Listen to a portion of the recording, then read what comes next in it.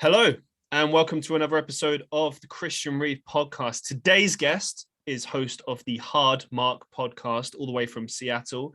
His name is Erik Donaldson. Welcome to the show, Erik. How are you doing? Hey, thank you, Christian. I'm doing very well on this fine Saturday. Pleased to see your bright and shining face. Your hair looks much better than mine, but I'm not going to let that discourage me. I'm going to bring my A+ performance to your program here today. I like your hair too. I think it's charming. You got look at the beard game. The beard game's growing strong right there. That's true. I'm surprised. Here we are at the end of the pandemic. Did you attempt a beard at any point, or?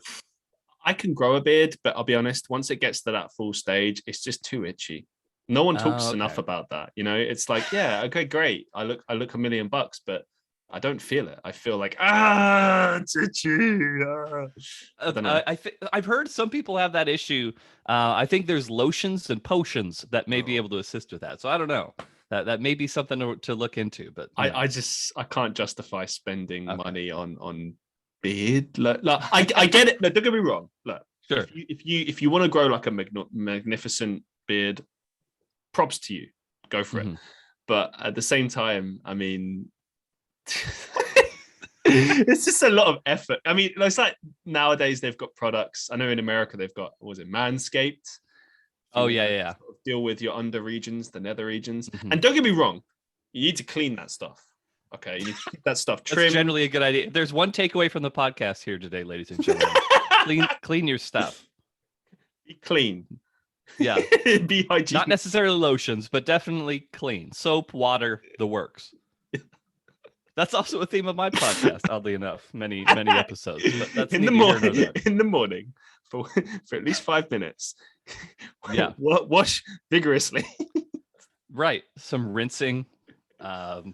Soap is preferred. But yeah, I don't know. I'm not even sure. This is going in a weird tangent already. But like, I imagine that you could use the same, because like if I shampoo up here, that I'm also shampooing the beard, generally speaking. So there's many days that I don't even, do anything special to the beard. Occasionally I'll do the fancy lotion that my wife gets me, but that's on very rare occasion. That's for like date nights.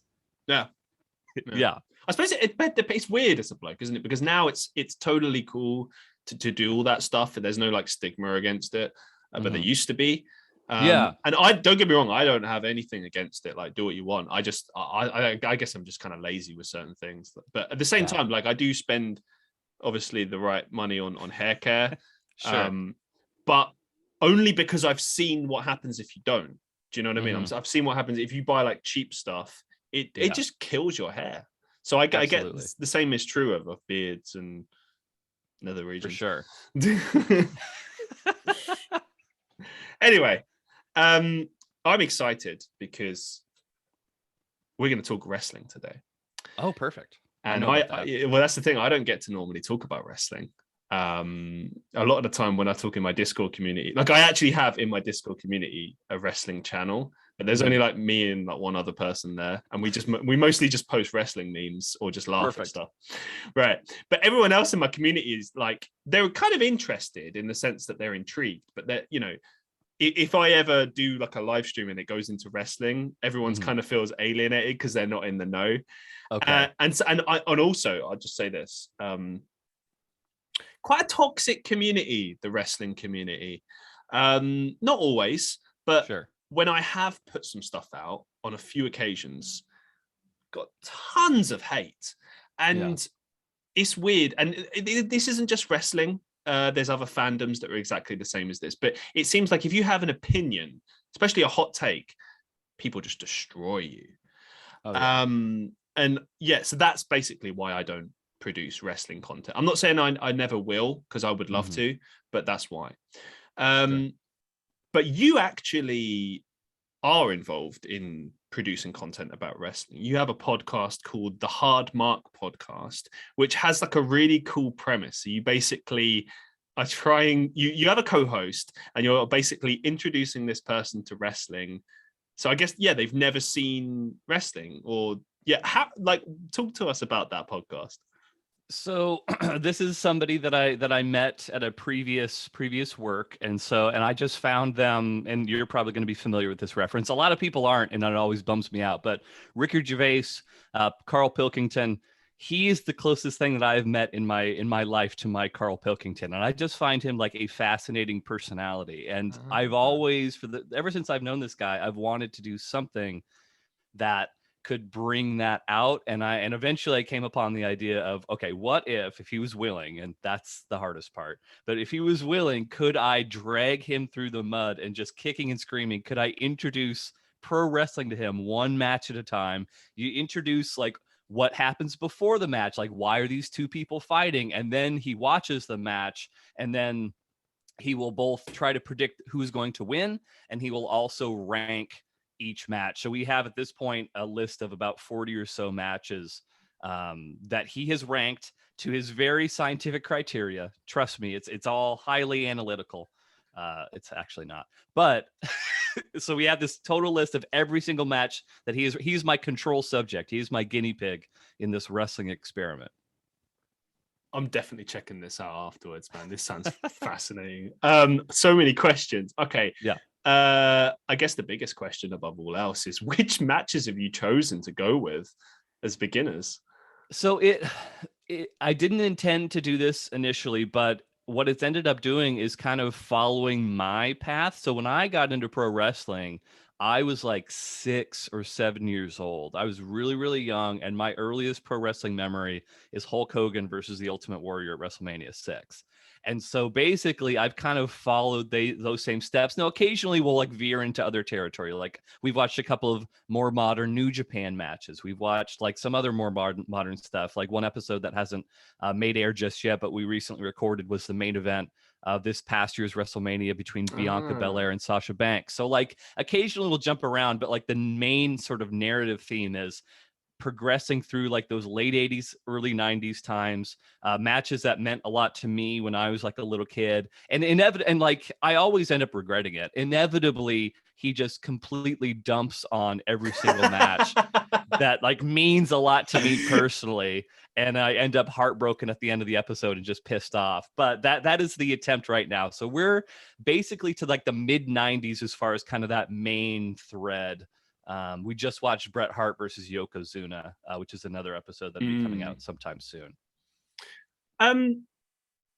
Okay, so obviously he understood wrestling, because everyone knows what it is, even if they're not into it. But given that you kind of you introduced him to it, like what exactly are his initial thoughts? I mean, obviously he's open to checking it out because he wouldn't have agreed to be on the podcast in the first place.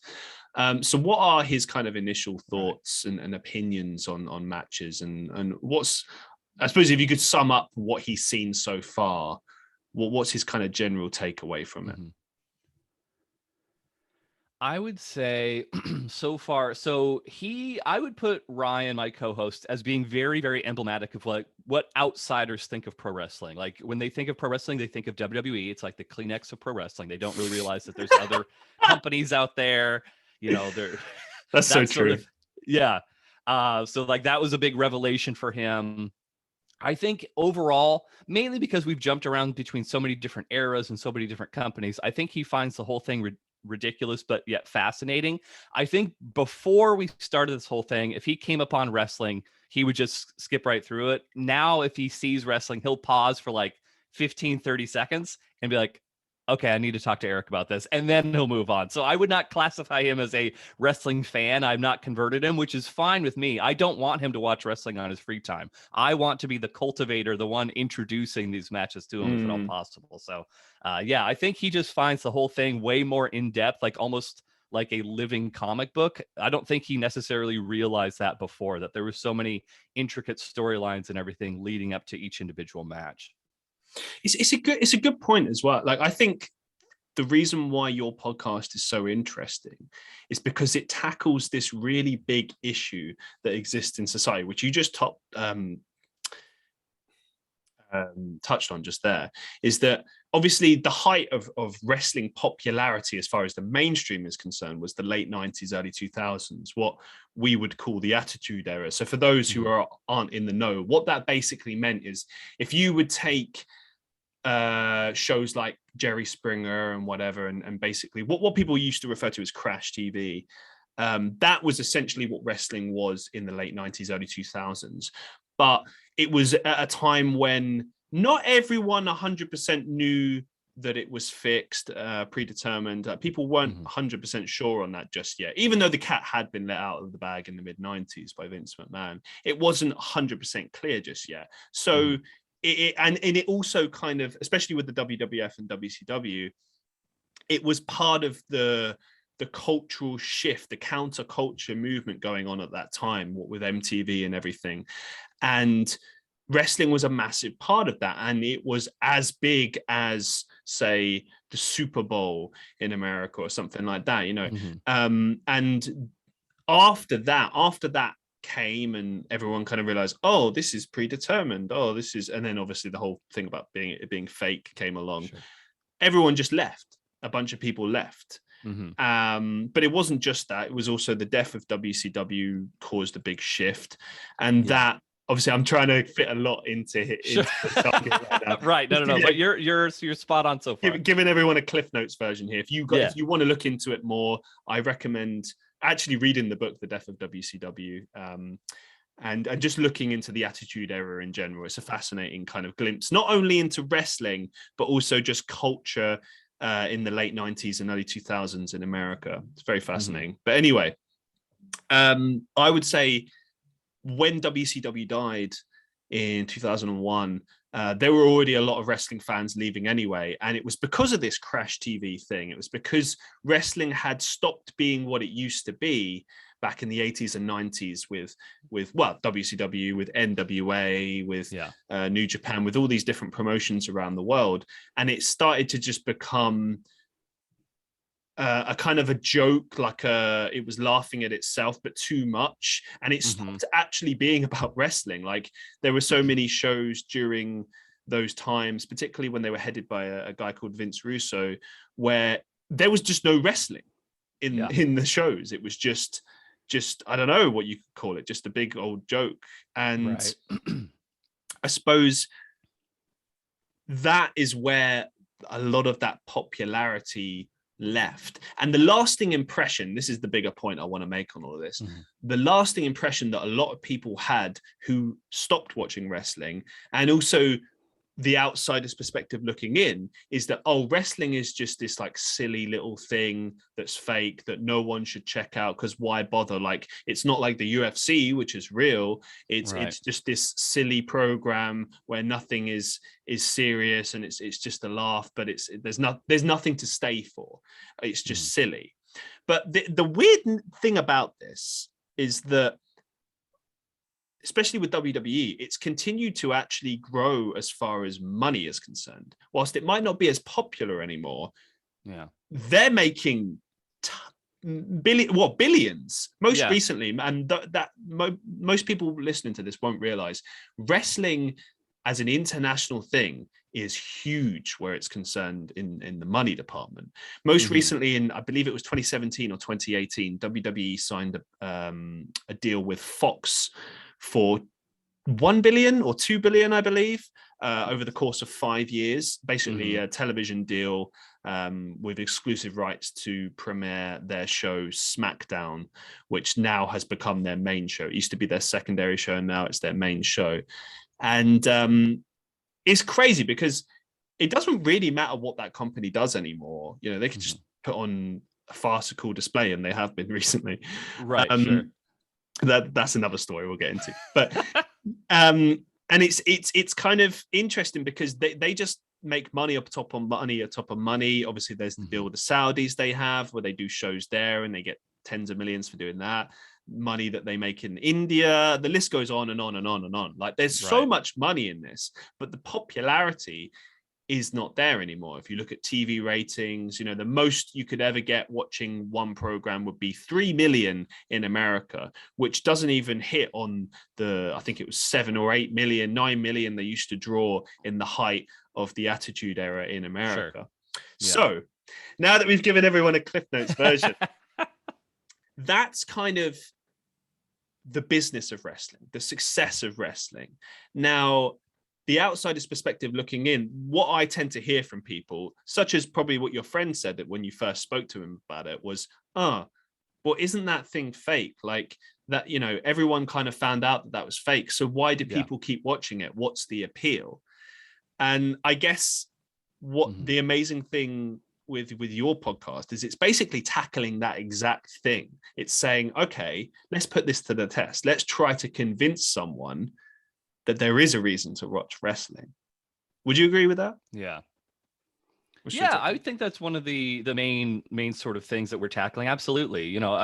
Having spent over 30 years watching this thing so far, for me, it almost serves so many different purposes of like justifying why I watched and spent so much time growing up, watching this thing, kind of introducing through the lens of a new viewer, why anyone else would care about this type of thing, trying to also debunk some of the really common myths and misconceptions about like the trampoline ring and fake blood and stuff like that. And, some of that stuff is just insane to people who don't know about it. Like if you tell somebody, hey, when they bleed, that's not ketchup or anything, they're actually slicing their head open with a razor blade. A lot of people are like, what? And so then it almost becomes like a, why would anyone do that to themselves type of thing. But the reality versus the fantasy of wrestling definitely, I'd say, play a part into every episode that we do. Yeah, and it's like us wrestling fans now, like hardcore fans, we know the ins and outs of the business because it's been exposed, because it's so open now. But at the same time, I think the biggest realization for many fans is that it isn't fake. Now, what I need to kind of explain that a bit further for non-wrestling fans, like you just touched on, okay, things like bleeding, what do they call it? Blading. That's obviously not fake. Yeah. When you see a wrestler jump from the outside onto their opponent, that's a real fall they're taking. They might have some padding if they're lucky, but that's a real fall they're taking, and they often get injuries all the time. When they hit each other with a steel chair, that's legit. They can gimmick some of the things that they use. Obviously, if they hit someone with a trash can or a 2x4, it'll be with the cheapest materials possible, and it's not that's faked. But this is the argument I always give as well: is that how is wrestling any different from a film or a TV show? Absolutely. If you see The Rock in an action movie, he's not really kicking that guy in the face. He's not really shooting that guy. So I don't understand why people don't apply the same rules to wrestling. And this whole fake thing, like, I don't get quite as passionate about other people. Like, I just don't care. I'm like, well, look, if you don't get wrestling, if you don't watch it, then whatever. But, don't try and destroy this thing that I like. But there's some people that get really passionate about this. They get aggressive with the fact that, like, it's not fake. It's not fake. How dare you say that? And it's like, I get why they get so passionate, but it's like, there's no point trying to explain it to these people that don't watch it. We can try, we can give a good cause, and I could sit for hours and talk about this, but I think it's one of those things that you really just have to sit down and watch for yourself for a while and really give it a fair go, and then you'll get it.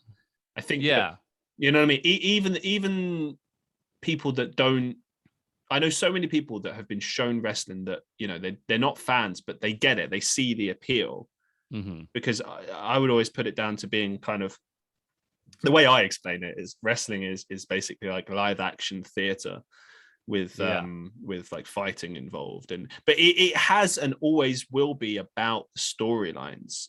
And people go, oh, why would you watch the fighting if you know it's fake? It's like, you don't understand. It's about the stakes. It's like if you go watch a boxing match and they're all like pally before, like, hey, have a great fight. Like, who wants to watch that fight? You want to watch the fight where the two guys are swearing and effing and they want to kill each other. That's the fight you want to see. And wrestling is exactly the same. The only difference is that, okay, it's predetermined, the results are there, but like, that doesn't really matter in the grand scheme of things. Like, I don't know, like about you, but for me, it's always about being able to suspend your disbelief. If they're doing a good story and they're committing to their roles, just like in a movie, and they're doing like logical things within the story, both in the ring and in the storylines, you just lose yourself in it. You forget that, you know, oh, this isn't real or whatever, you know? Yeah. And I feel oh, go ahead. Oh, no, please go ahead. The matches where I give more backstory to Ryan, those are the ones that intrinsically he always ranks higher because he has knowledge of what the stakes of that contest are. The matches where I'm just like, oh, this guy and this guy, they don't like each other, they're gonna fight, blah blah blah blah blah. He's not invested in. So I have found that the more time I spend kind of delving into the backstories of these characters, explaining why they don't like each other, that sort of thing, generally speaking, that does up those rankings. So I absolutely agree with that. What are some of the casual viewer? What are some of the matches he's rated highest? So, and actually this kind of ties in with another thing that you saw. So I remember, and like, I wouldn't necessarily recommend episode 1 to people. Like, we were a little rough in terms of our studio setup back then. But for anyone curious, the very first match that we ever watched was Hulk Hogan versus Andre the Giant, WrestleMania 3. Because if you're trying to get into like what pro wrestling is, I think that's a very basic, good introduction to what is this thing. Mm-hmm. And I think that match played into a lot of the stereotypes, should we say, of like what an outsider would think wrestling is, for better or for worse. And so a lot of the match, he was kind of like chuckling through and be like, oh, of course, like da da da da da. And so it really just kind of played into like, oh, I'm so knowledgeable about this thing that realistically he had no knowledge about whatsoever. And so then the second match, which actually was our number 1 rated match for the majority of our run so far, was Will Ospreay versus Shingo Takagi at New Japan Battle of the Super Juniors, which is an incredible match. Part of me regrets jumping to that extreme, but I just remember as a wrestling fan, I got a little defensive about like, okay, this guy thinks he knows so much about wrestling. Yeah. He's like chuckling and laughing about this thing. Let me show you something that you could never possibly hope to do in a million years. And like, he loved that match. And I think that's kind of what gave him an appreciation for like the true athleticism and what wrestling in the modern era has become. It's not just very large men kind of throwing fake punches and tossing each other around a ring. There's a lot more to it, in addition to kind of the storylines leading up to those things. It's, you know, New Japan especially is definitely more of a sporting atmosphere than say a WWE would, I would say. But that was probably the number 1 match for most of the time. Right now, I believe it is the ladder match between Razor Ramon and Shawn Michaels. There's a couple of things to deconstruct there, and I just want to tackle them just head on. So first of all, obviously New Japan, for those who aren't familiar, New Japan is the biggest wrestling promotion in Japan. There's also All Japan and a few others, but that's mainly the biggest one. They also have a bit of an American base here, but mostly it's all over there. And there's many American fighters and British fighters, such as Will Ospreay, who fight over there. And as you said, it's very sporting based. And I've always liked New Japan because I think that they're the one last wrestling promotion that treats it extremely professionally, very seriously. It looks exactly, presentation-wise, it looks exactly the same as boxing. And it always has. They've never changed that. And there's still always this kind of big stakes thing. So whenever you get 2 fighters over there, like say Lesnar Goldberg, it'll feel big.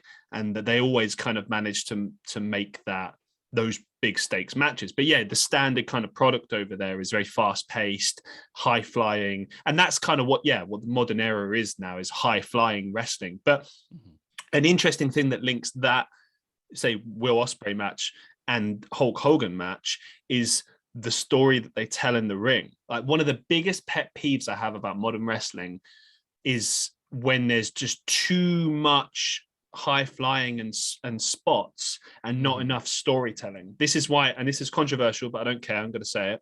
This is why I can't stand watching Kenny Omega matches or Young Bucks matches, for this exact reason. It's not that they don't have potential, they are good wrestlers. It's that whenever you watch their matches, nothing means anything. If you watch Hulk Hogan and Andre the Giant, it's not a visual spectacular, but the moves that meant something. Everyone remembers Hulk Hogan lifting Andre the Giant and throwing him over his head. Everyone remembers that. Name me one move that you remember from a Young Bucks match in the past 10 years. There might be a few, but mostly you won't remember much because it's all, every match is just 100 moves, 1,500 miles an hour. You know, there's no storytelling going on in the ring. And I've watched enough Young Bucks matches now to kind of, same with Kenny Omega. I could probably pick out in the whole of AEW, which is, I think it's about 2 years now, there's about 2 Young Bucks matches that I enjoyed, but every other day I just turn it off as soon as they come on screen. I totally agree with Jim Cornette's kind of opinions on this. I can't stand it because the storytelling aspect is the most important part of wrestling. It's if you don't have the storytelling, it's you might as well just not bother, because then it does become just, as again, as Jim Cornette says, like a gymnastics routine, essentially. For sure. No, I think that there is a happy medium there between like having really cool moves and like showing off athleticism and everything, and kind of having a running story that you are trying to tell in the ring. I think that melding those two, there are some wrestlers who are like great at that sort of thing, but definitely in the more modern era, it has gone more towards the cool move side than it has like the storytelling side of things. But there's so many people that get it right, you know. Darby Allin, perfect example. Every time you see a Darby Allin match, right? Allin. He'll do the same moves that everyone does, like for instance, Tope Suicida. But when he does it, it's devastating. And know why? No. The biggest thing above all else that we haven't touched on is because people sell the moves. Yes. Absolutely. In Young Bucks matches and Kenny Omega matches, they'll do all these moves. Now, what do I mean by sell, you ask? Very simple. If I kick you in the face really hard, you're gonna lay down on the floor and be like, ow, and you're gonna be cradling that. You're not just gonna get up after about 30 seconds and then start doing your moves, are you? That's gonna hurt. And that's what makes Kenny Omega matches and Young Bucks matches unbelievable, because if in a real fight, if you did that, it would mess your opponent up. And that is what I mean by the lack of storytelling in their matches. It's because they don't sell enough. And it's not just the Young Bucks as well. It's the people that they fight as well. Anytime those people are in those matches with them, it's like, okay, they've all just kind of agreed, we're not going to sell anything. We're not going to make this look in any way believable. We're just going to do all these impressive moves, and then eventually someone wins. And it's, to me, that's not what a good wrestling match is. There's nothing interesting about that. It's interesting when A, you genuinely don't know who's going to win. B, the story that they tell in the match is logical. There's a logical progression. So what do I mean by that? Well, if you're going into it and you know that the bad guys are going to win, right? Logically, the match is going to follow in a progression where it makes you believe that maybe the good guy's going to win. Which would mean that he would get a lot of offense and what we call near falls and moments in the match where it looks like, oh, maybe he's nearly going to win, but then he just doesn't. Because otherwise, if you always know kind of who's going to win, what's the point of watching? Right. I mean, there's so many elements to this, and that's why I laugh when people like shun it and they don't get it, like the outsiders, because it's like there's so many elements to what actually makes wrestling good. Yeah. And there's so much bad wrestling out there that bothers the fans as well. There's so many. It's not just AEW. WWE is guilty of it now and again. Oh, absolutely. But I do find a lot of the time with WWE, there is a lot more selling and believability. And I think that comes down to the way that they train people and the way that they do things. I think there's definitely an independent style and a WWE style, and there's definitely a lot of crossover, more now than ever before, but there are differences, especially like what you mentioned with the selling. One thing that I found about Ryan, my co-host, I would not put him up as a bastion of like the common man. He is a weird person sometimes, but the one thing, and I totally agree with you about selling. I think that there needs to be more selling in wrestling to kind of register what's happening and everything like that.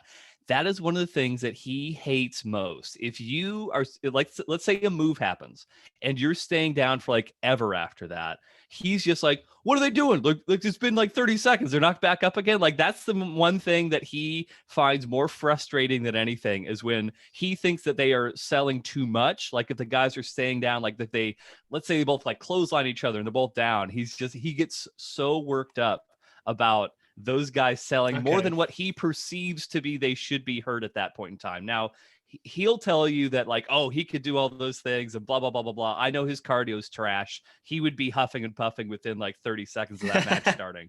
But like you couldn't tell him that in the moment. So there's definitely an element where if you see people in that environment, you're like, oh, that's not so hard. But in reality, there's so much just running back and forth and like leaping and jumping and like the lifting and everything like that where I think a lot of people gloss over that where it may be those guys like legitimately catching their breath and it kind of, because you're watching a performance, you forget like, oh, these are human people that have to breathe, have to do these other things sometimes. Yeah, and the interesting thing to your co-host's credit, actually, there are certain small moves that sometimes wrestlers do oversell. I've noticed that as well, because a lot of the time it's the devastating moves. It's the other way around. It's they do something devastating and then they're up after like 30 seconds. So you think, oh, I guess that move just doesn't hurt then. Like, you know, I guess it's no reason to care about that. Sure. But with the smaller moves, yeah, sometimes they get like smacked in the face, but then they're, on the floor for like a minute and you're like, oh, hold on. Yeah. Like, so when he did that massive splash off the top of the ring earlier and you got up after 30 seconds, that didn't hurt. But a little slap in the face and you're down for a minute. And it's like, then it becomes so clear that they're just thinking about, oh, we need to get to this thing. And then we need to get to this thing. You know, they're not paying attention on selling and psychology. And it just frustrates me so much. Like, it's like I can see it. I can see you're selling the frustration of this experience on your face right now. I can tell. It just triggers me, man. Yeah, I get it. I think going back, so in my opinion, I think the greatest in terms of total body of work, I think in my opinion, the greatest wrestler of all time is Shawn Michaels. However, I think as far as like a moment in time, as far as like a greatest couple year run, who was like the best of all time in terms of like the absolute pinnacle when they were at their best, it's hard to argue against Bret Hart. The more that I've seen of Bret as I'm kind of watching these early 90s matches, Bret was somebody who absolutely got the selling part. Everything that he did looked so realistic. He managed to blend like the athleticism of what he was doing with just common sense. And just, I could watch Bret Hart matches over and over and over. We watched Bret versus Roddy Piper. We watched Bret Hart versus Mr. Perfect. And I'm just in awe. And like those matches still hold up now 30 years later. And it's incredible what he was able to do, in the ring when he was at his absolute peak. I couldn't agree more. I mean, I suppose the thing about wrestling is, and obviously for those who don't know, wrestling obviously originally came from the circus. It was kind of like seen as a small attraction amongst everything else. And then obviously wrestling became its own thing, but it still is like a circus in the sense that you have lots of different things. So like, fair enough, if you don't like the high flying stuff, you've got more technical based wrestling, you've got other things. And there's funny stuff and silly stuff, and like there's a bit something for everyone, and wrestling has always been very good at catering for that. With that being said, the argument of who's the best wrestler, that ultimately does come down to what your preference is. Like those wrestlers that you mentioned there, that I would put them in the category of technical wrestlers. So if you want a visually stunning performance, that does make you feel as well.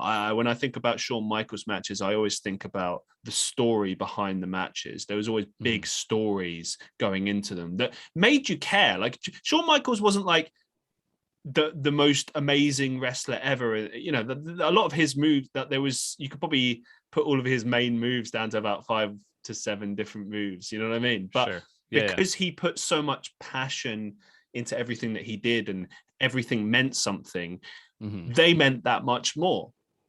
Yeah. And that's why you always think about those moments, like when he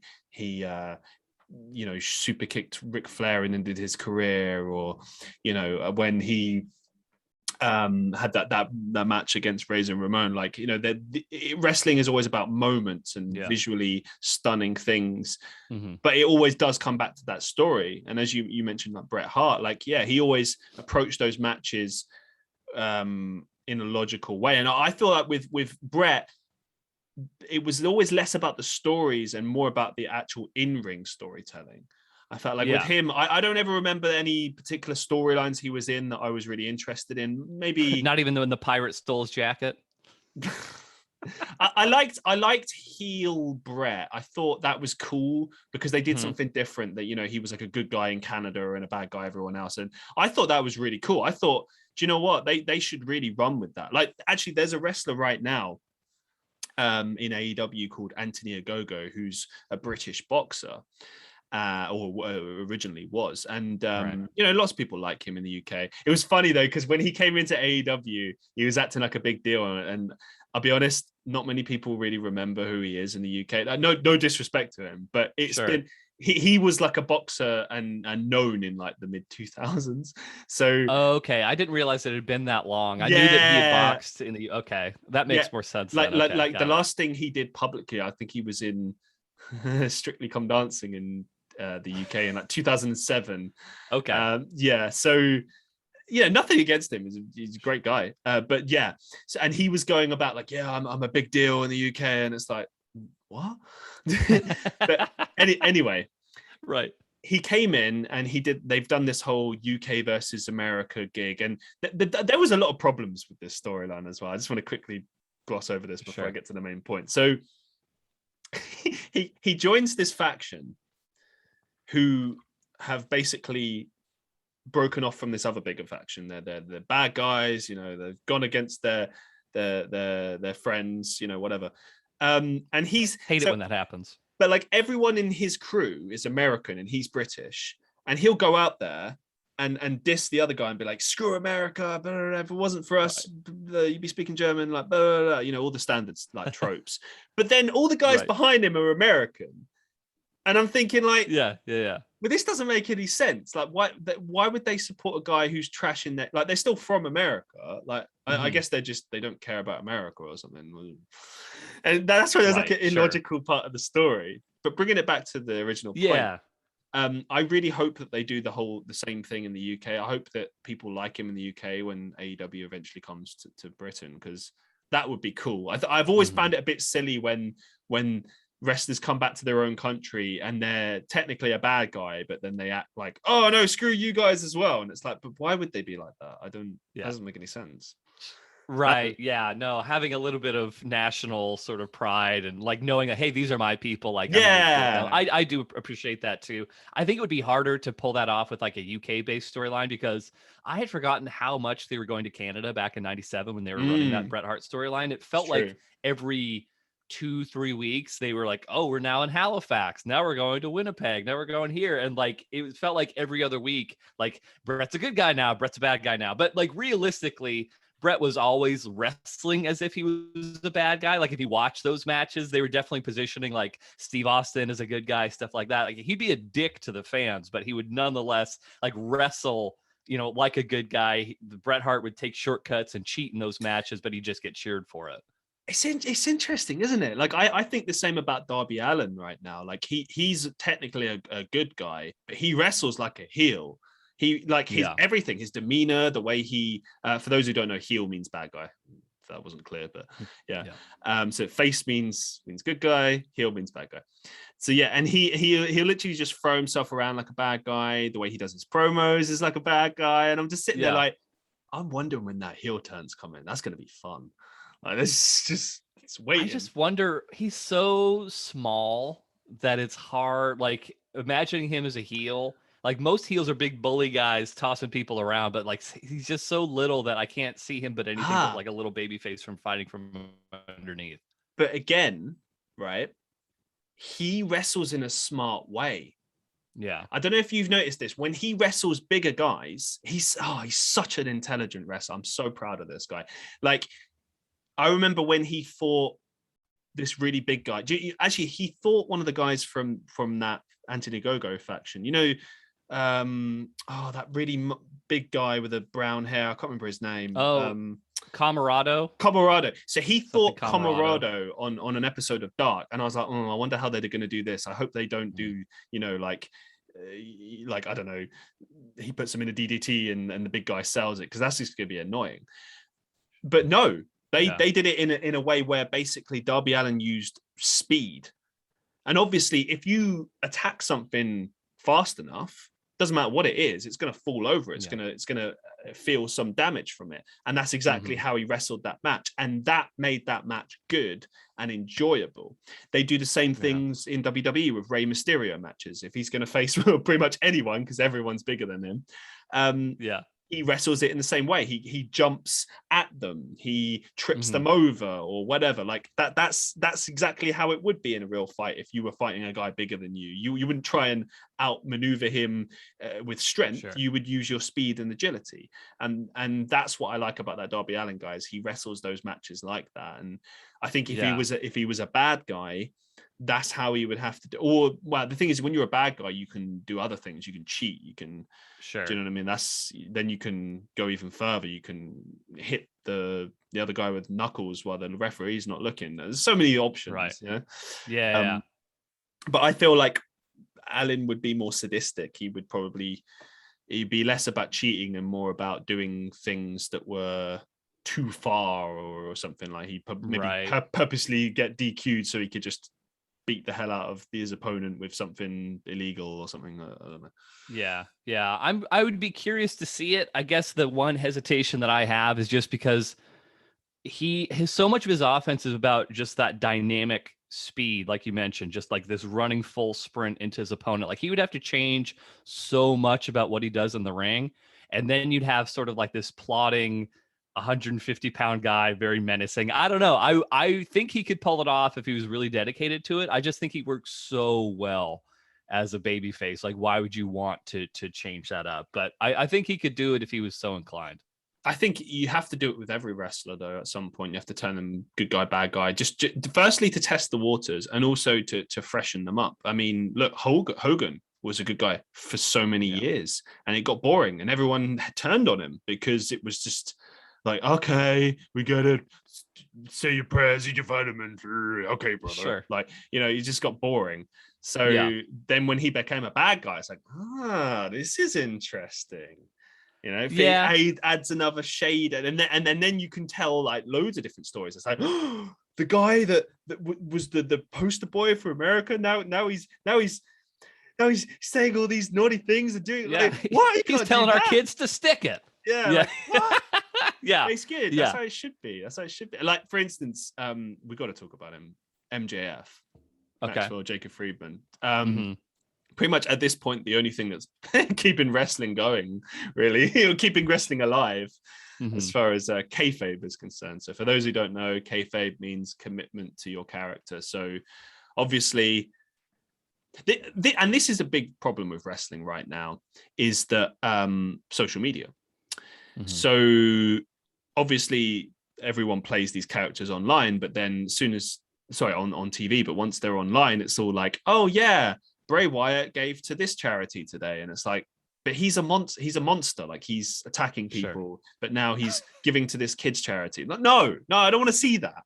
Okay, keep that secret. If you're going to commit to this idea that these people are really these characters, do the same on social media. Don't just and the problem is they'll do it a little bit. Like WWE does this all the time. They'll tweet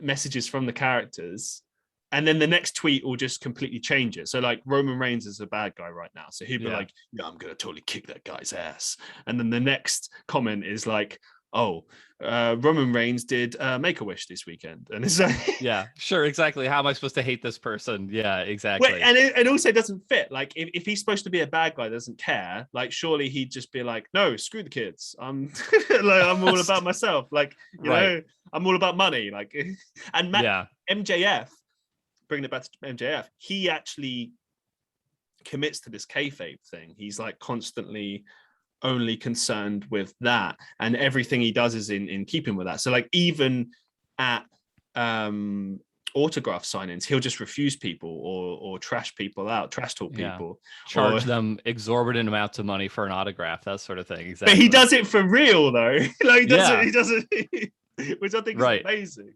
Like I'm torn on the subject because like I part of me is like you, where I really appreciate somebody throwing 100% into that character and like making you believe like, oh, that's how that person actually is. But at the same time, like, is it fair of an audience to like expect, because we don't expect that of like Brad Pitt, we don't expect that of Jim Carrey to be like, oh, you're supposed to be the mask when you're tweeting right now, you know what I mean? Like, they're playing a part. And is it fair of us to expect them to be 24/7 living that part? Because a lot of wrestlers in the 80s especially did. Now, granted, they didn't have social media, but, you know, Ric Flair was Ric Flair no matter where you met him. And like, Ric Flair would probably tell you, I don't know that was necessarily the healthiest lifestyle for me to have, you know, through that time period. So it's an interest, and I don't know that there's like 100% right answer and 100% wrong answer, but it is kind of just an interesting, like, what are we deserving of these performers if they're not on our television set? You know what I mean? That's a tough one, isn't it? Because my answer would be, oh, if you're a bad guy, act like a bad guy. But then you can't always it's tricky. Like, I remember seeing something with MJF where, and this was really cool. So there was a kid in a wheelchair who had some sort of, I don't know, some sort of really terminal illness. But he wanted MJF to cuss him out. And it was really odd. He was like, because he, you know, you really going to cuss out a guy in a wheelchair? Like, you know, he's dying from something, right? But he was a massive fan of MJF and he wanted him to do it. And MJF, without blinking, just tore him one and just went really dark with it and was awful to this guy, and then just told him to F off. And the kid was like really happy, quite clearly. Right. And you can tell, because obviously the real guy, MJF, is a good guy. There's been interviews to prove that. But I think the whole point of his commitment to his character is that he is doing it for the fans, because he wants wrestling to be as good as possible. And I think it is as good as possible when there is that commitment to those characters. I get your point. I think it is a tricky one because it's like exhausting. Yeah. But I suppose the difference between wrestling and acting is that if you're signing on to be a wrestler, you're kind of committing to that character long term.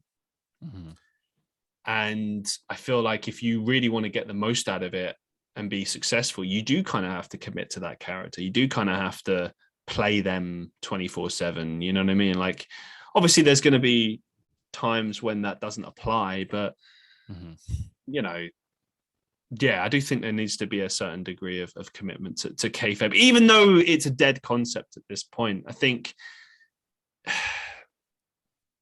Well, I think to your point, what it is, and I've actually been thinking about this a lot over the past like couple weeks, what it is more than anything else that I appreciate when guys are really kind of going out of the way to do these things, it's respect for the audience. Like, if you're watching a really good movie and you would never expect someone to like wink at the camera and say like, hey, this isn't real, to like take you out of it. So by making things real and treating everything seriously, you are showing respect for that audience, the people who are either watching you on TV or paid for a ticket to that show. You're letting them get invested in what you're doing, and you're not taking them out of that unnecessarily. And I think that for me is just that respect for the audience, respect for the crowd, by taking what you're doing seriously. Even if you are a joke wrestler, there's ways of doing that in a way that's not like overtly winking at the crowd. And so it's a matter of kind of finding that fine line. So yeah, I totally agree, you know, on the importance of kind of that. And if you do choose to kind of go above and beyond on social media and like in your personal life when you're just out on the street, then like more power to you. I think that only, you know, enhances your character in the long run, if you can pull it off for that length of time. I've spoken a lot today, so I'm gonna really just hand it over to you a lot more with these questions moving forward. I did actually, funnily enough, I'm going to address some criticism I had about the podcast recently. So there was someone who basically said in my last podcast in the comments that they thought that I spoke too much. This was a 2.5 hour podcast with someone. Oh, wow.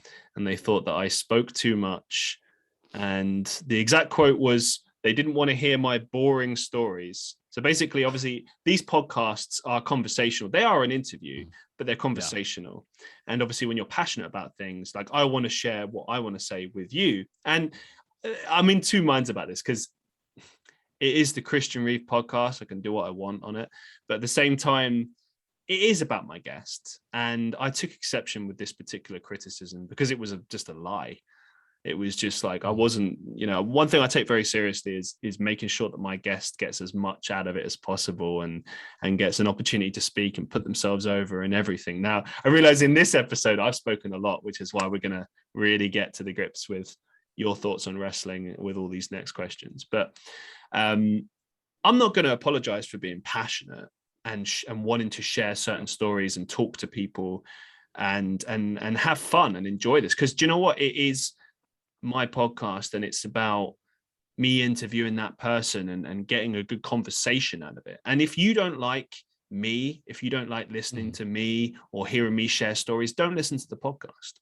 Simple as that. This is my message to that person, to that hater. And to all haters who don't like to listen to it. You know what I mean? Like if you really hate me that much, just don't listen to it. But don't give me crap for talking on my own podcast, because that's just not cool.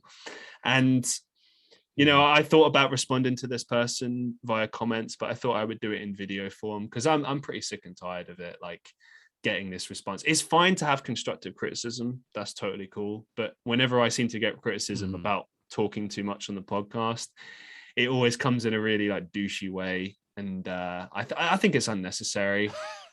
And I'm not going to lie, it got to me. It kind of bothered me a little bit. But mainly because I take this very seriously, what I do with this podcast. And I don't think I've ever not given people on my podcast an opportunity to speak and but whatever. That's me saying my 5 cents on that. Well, there you go. So whoever posted that, listen to that and stick it, brother. Yeah, do you know that a lot of people were saying as well, like, why were they listening? They listened to the whole thing. I guess because right. whatever. Yeah. Let's talk about your thoughts on wrestling. What are your favorite things about wrestling? One thing actually, as we were talking about New Japan earlier, so I've been to 2 New Japan shows. One I actually went to the Tokyo Dome for, which was incredible. The other was the very first time that New Japan ever came to the Seattle region. I went to one of their shows, and it was a very small sort of venue. So you really got a chance to kind of just see all the different moving pieces and all that good stuff. I remember, I think I know why this stuck out in my mind so much. And I think it kind of ties back to what we were discussing earlier around sort of like respect for the audience, trying to make sure it's a realistic portrayal of what this would actually be if everything was happening legitimately, that sort of thing. But I remember, so the ring announcer for New Japan, the guy kind of doing the ring introductions and all that stuff, during the matches, he would be like actively watching the match happen. And every single time there was a pinfall, every single time there was a submission attempt, he would grab the little hammer and he would raise it above his head. And he would wait until the referee gave him like the 2 sign or like, no. And then he would wait for that. And then he would put the hammer back down. And I just remember loving the commitment on all parties. Like if you are in front of that audience, it is your job to like play up that this is a real sporting event. And like that just stuck out to me so much because I remember going to like indie shows, before the pandemic, where the dude ringing the bell forgot to even ring the bell at the start of the match, and the entire audience is like, ring the bell. And for any outsiders, like that just seems so stupid. Like, why does it matter if they ring the bell? But it's like you're portraying what is supposed to be happening in a real sport. And so if you're not doing that, then it like breaks the illusion of the whole thing. And then what are we even doing here? Just watching people do moves to each other. Like there has to be some level of sport to this whole thing. So I think I don't know if I even answered your question, but that's the thing that stuck out in my mind as far as things that I've seen recently. Let's flip it up. What do you dislike about wrestling? Oh gosh. I think a lot of this I still love wrestling. I probably don't love it as much as I used to. I think the thing that I wish there were just more storylines that like you could really believe in and really have some sort of emotional stake in. I think that's probably the thing that is lacking most right now. And like when I think of the storylines that really meant a lot to me, and it's as you get older, it is harder to immerse yourself. Like I totally understand that as like a little kid, you know, you're gonna have a lot easier time giving that emotional investment than you would as, you know, somebody in your 30s or anything like that. But like I go back to like Macho Man versus Jake the Snake, where like the snake was gnawing on Macho Man's arm, stuff like that. And like you can't do animal attacks on people or anything like that. So I'm certainly not advising that AEW bring a badger to their show or anything like that. But I just think that is one thing that's lacking. So many of the stories now are just like, I don't like you because you beat me up one time. Now I want to beat you up, that sort of thing. There has to be some sort of way of kind of, whether it be, you know, love triangle storylines or, you know, maybe, I don't know, like somebody trying to come up with storylines off the top of your head is difficult. That's why I'm not coming up with anything off the top of my head right now. But I do think that that is something that's lacking. And, you know, WWE, for as much as like they do try, but I can't get invested in a lot of the only thing I can think of off the top of my head that I've enjoyed of the clips that I've seen has been like the Matt Riddle Randy Orton thing. Like that seems like a interesting sort of shift of what you normally would understand that Randy Orton character to be. And that's something that you can kind of see, like, I wonder where this is going to go. Is Randy Orton eventually going to be a dick and betray Matt Riddle? Or are they going to actually like have this friendship going on for a while? So like, that's one of those things, like I guess, to make a very long-winded answer short, the best storylines are ones where you don't know how it could go. You could realistically see it going down one path, or maybe it could go down this other path, and each of those could make for a compelling way for that to move towards. Couldn't agree more with you. I think a lot of wrestling nowadays is just a mess. I really do feel like every now and again you get a gem, you get something that's good, but you have to sift through a sea of crap to get to it. Yeah. Like, so for even AEW, like, okay, this is what I do. So like I watch AEW. I don't watch everything because it's too much, but I watch like every Dynamite and the pay-per-views. And same. Yeah, like for a while I was watching SmackDown and Raw. Then I stopped watching Raw because it was trash. But I kept watching SmackDown, and then I just stopped watching altogether because, well, SmackDown still has its moments. It seems like the stuff in the main event is always pretty good. But the actual, if you just look at wrestling as just like an experience, like 2 hours of your life watching a show, I don't feel like WWE anymore puts on a good show. You know, like they do put like on, yeah, like, you know what I mean? Like they put on good pay-per-views. I feel like it's always worth checking into WrestleMania season, Royal Rumble up to WrestleMania. But anything outside of that is like, I don't know, like sometimes they get it right. I remember during the pandemic, the Money in the Bank pay-per-view was excellent. You know, they did WrestleMania, whether then it's WrestleMania, you know what I mean? Sure. Right. Yeah, like, okay, if you look at what's going on right now, I just saw that they added John Cena and Roman Reigns at SummerSlam. Now, that is a match that A, has backstory to it, B, is interesting. You can do a lot of stuff with it. That makes me want to watch SummerSlam. I'm going to watch SummerSlam now. But if that match wasn't on there, there just doesn't really seem to be many reasons to care. And it's sad because it's like, this is the same company that brought you The Rock versus Hogan, Stone Cold Steve Austin, Kane, The Undertaker. You know what I mean? Sure. Just, I don't know, man. I agree. I mean, there was a point where, just like you, I watched every week of Raw for a while. So I would say in my early 20s, I watched all Raws and all SmackDowns. Then right around, and this is dating me a little bit. Then in the JBL era, I was like, I don't need to watch SmackDown anymore. I'm not really interested in this character. And I know surprisingly, a lot of like online fans really like JBL. Like, what a great heel. I just could not stand the guy, and I didn't like watching his matches. So I stopped watching SmackDown at that point in time. Then right around the beginning of the 3-hour era of Raw, I was just like, this is too, like, for a while, I would skip the first hour, just DVR it, and then just fast forward through the commercials and anything I didn't want to see. And then eventually just became like, this is too much. I can't keep up with this show on a weekly basis.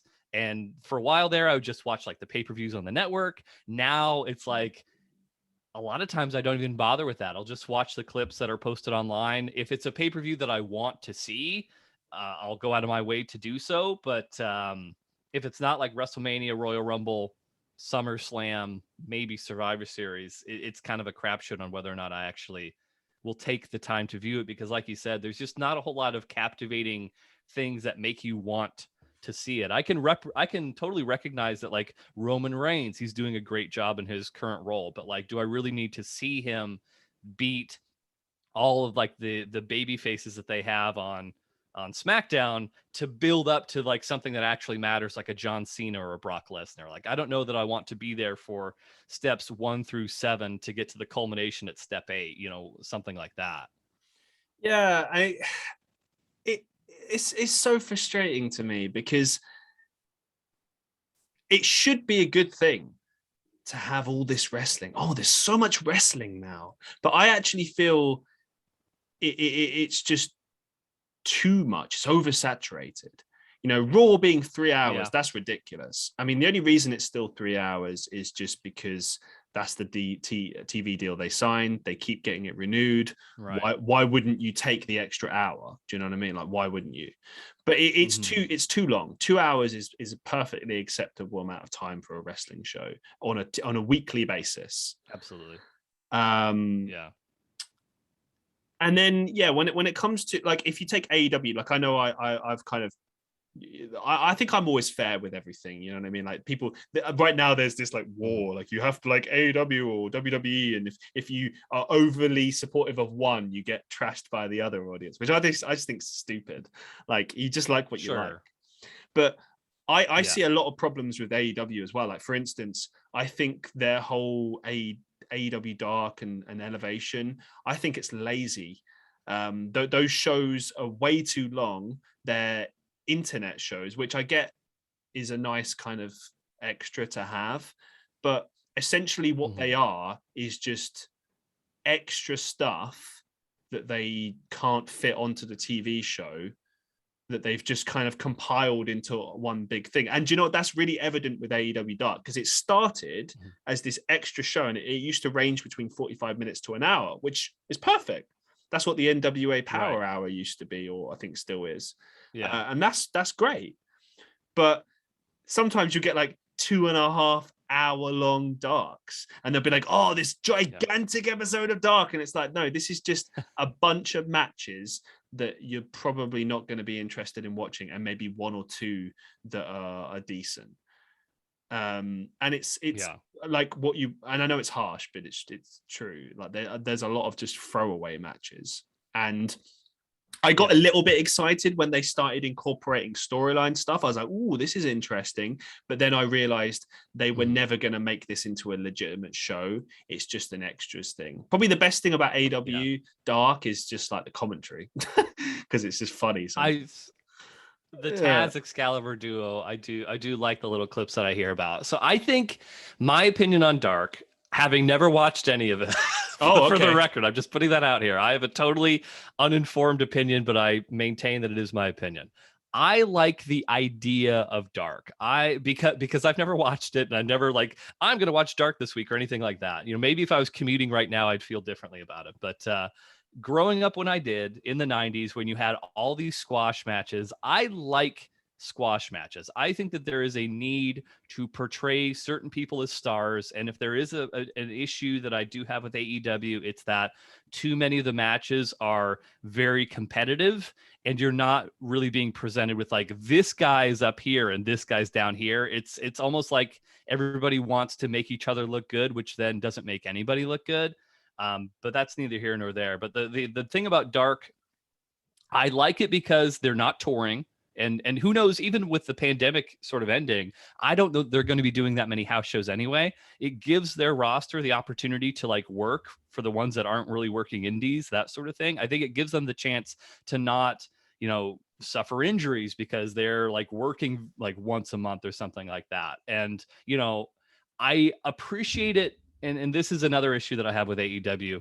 I don't mind Dark as long as those storylines are not required viewing for Dynamite. Like if you're going to say, oh, because you didn't watch Dark, now you don't know this thing that's now happening on TV. That's where I kind of have a problem. And I know with the SCU breakup, so much of that was all exclusively on Dark. So as a exclusively Dynamite viewer, I'm just like, wait, what? So like, I'm supposed to know that they've been undefeated for the past 7 months. I've barely seen them on TV. Yeah, I completely agree with you. I think this is something that they are beginning to deal with, because I do remember that there was something on Being the Elite, which is like a YouTube show that the Young Bucks do. There was like a storyline that they were carrying on there, which then culminated as a small payoff on Dynamite, but you'd have to have been watching Being the Elite to know what the hell they were doing. Okay. And I got annoyed by that because I was just like, look, if you actually put it all together, all the things that you're supposed to watch with AEW, it's way too much. You've got 2 hours of Dynamite, right? And then you've got, okay, let's say AEW Dark tends to average about 2 hours. So 2 hours of AEW Dark. And then the same with Elevation. That's 2 hours. That's 6 hours of just televised stuff. And then you've got the YouTube shows. And so Rampage. That's the new show that's coming. Yes, that'll be 2 hours. Right. So what's that? 8 hours? 9? Yeah, 8 hours. And then you've got Being the Elite, which is about an hour. And then Sammy's vlogs. So that's 10 hours of stuff to keep up with. It's just insane. It's too much. It's too much. And I agree with all your points about you need squash matches. And that originally that's what AEW Dark was. It'd be like, okay, Brian Cage needs wins, so let's just throw him against all these people that don't matter. Right. Like, exactly. And that's fine. I totally agree with that. But that for a long time there was this problem where you'd have to watch AEW Dark to know what's going on Dynamite. And that's stupid. Like, not everyone has time for it. And also the bigger issue, which is what I was talking about before, is that Dark and Elevation are not presented as shows. They are initially when they come on, but then once you kind of get into like 30 minutes in, it just stops being a show. It's just kind of like filler content, really, is probably the best way I could put it. With occasional high points. And to me, I just don't see the point of watching a show like that. Like Dynamite is a show worth watching. SmackDown sometimes is a show worth watching. But like Dark and Raw even are just like 3 hours or 2 hours of just stuff. Like, and it's just like, if you're going to put on wrestling shows, look, AEW Dark doesn't have to be like, I mean, we both know that wrestling TV matches aren't always going to be spectacular because that's generally what you save for the pay-per-view. But typically, the main event still has to be a big one, and you have to have a couple of matches on each TV show that are worth watching. You know what I mean? It's fine to have some filler. That's okay. And you need it to build storylines, like you said. But at the same time, you still need those like marquee matches. And I think that AEW is beginning to start doing that. I can't obviously speak for SmackDown and Raw because I haven't been keeping up with them. But every time I think about watching them, I just hear of reasons not to. I am going to start watching again when the fans return, though, because I felt like this whole Thunderdome thing just killed it for me a bit. No fans hurts. Do you think what is your prediction in terms of like once everybody goes in front of fans again, which AEW just did this past week, WWE starting up really soon. Do you have any sort of expectations of like show quality or kind of what the trajectory of both of those companies is going to be once fans reappear? I think WWE will get better because the thing is, WWE has always been pretty reactive to fans.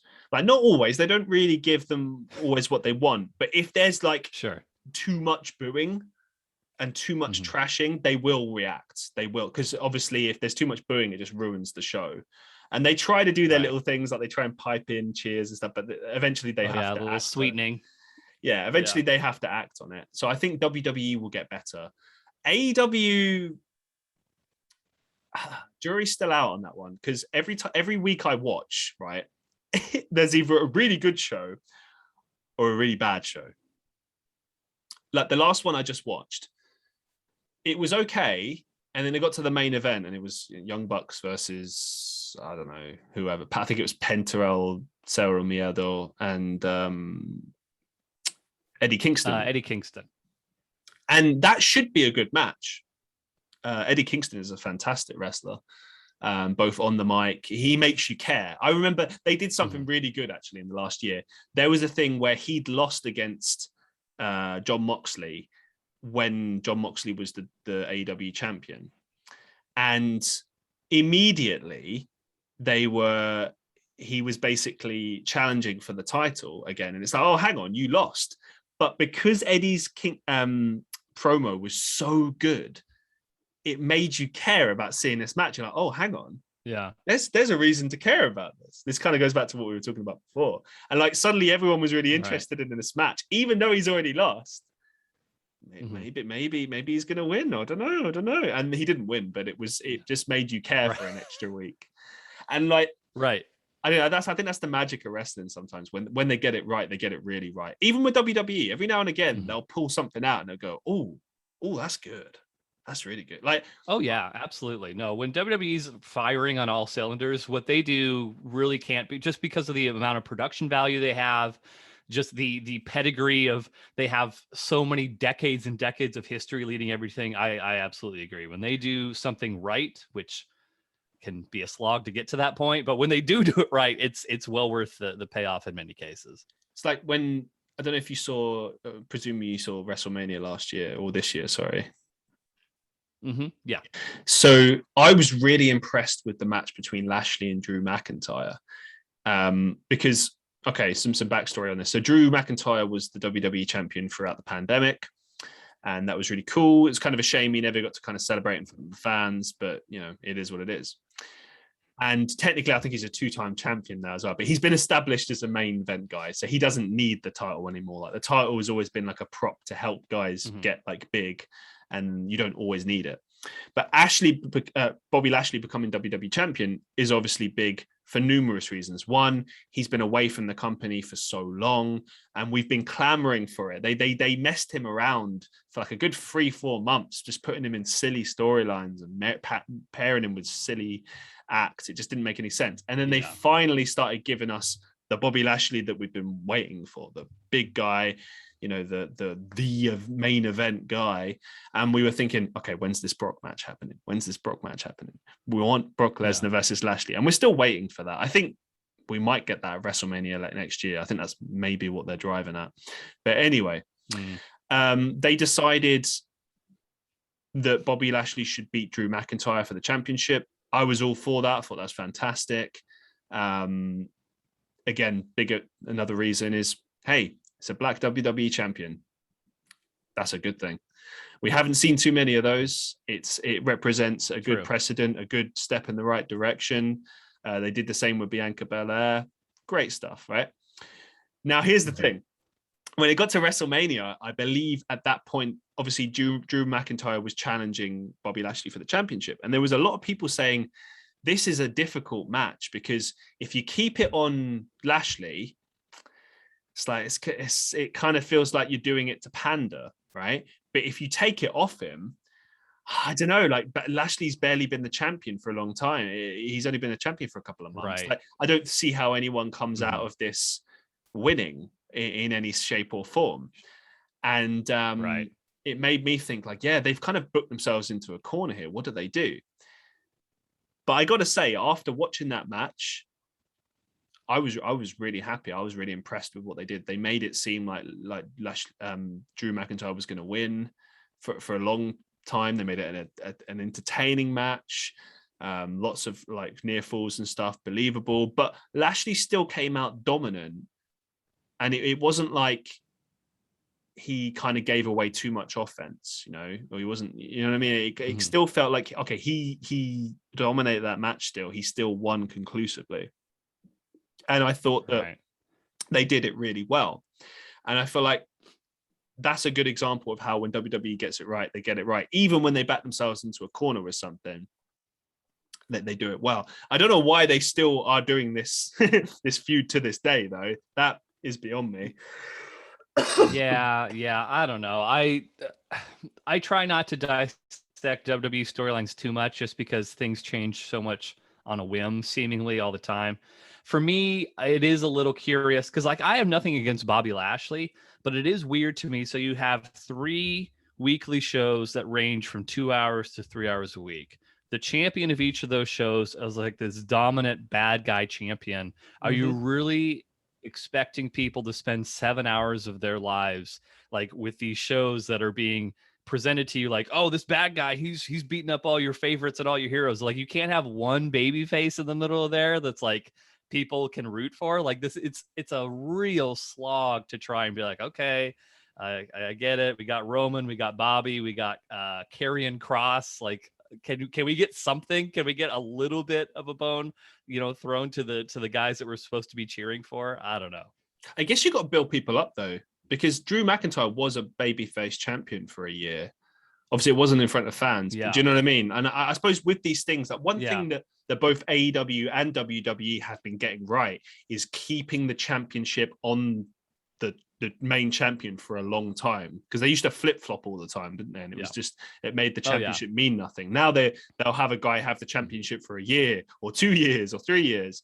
And I think they've done that well. And I would argue there's not that many contenders. I mean, they are trying to build up people, but then they're also doing a disservice to a lot of people. Like, I thought Damian Priest was going to start being pushed after WrestleMania. I was like, he came across really well. It's entertaining. He looks great. He moves great. Like, he's going to be a future WWE champion for sure.